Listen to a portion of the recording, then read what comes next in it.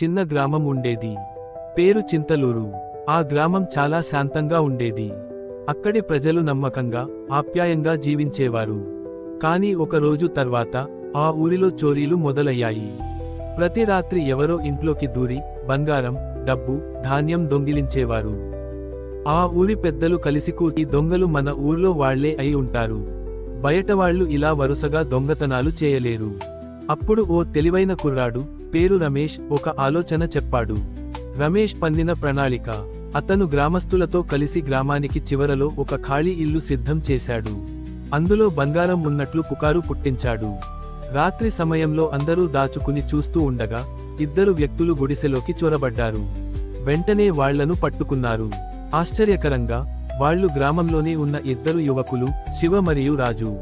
వాళ్లు తమ తప్పును అంగీకరించి ఇలా చెప్పారు: గ్రేటర్ దేన్, మా ఇంట్లో పని లేక, డబ్బు కోసం ఇది చేశాం. మాఫ్ చేయండి. మళ్ళీ ఇలాంటిది జరగదు. ముగింపు: గ్రామస్తులు వాళ్లను పోలీసులకు అప్పగించకుండా వాళ్లకు పని అవకాశాలు కల్పించారు.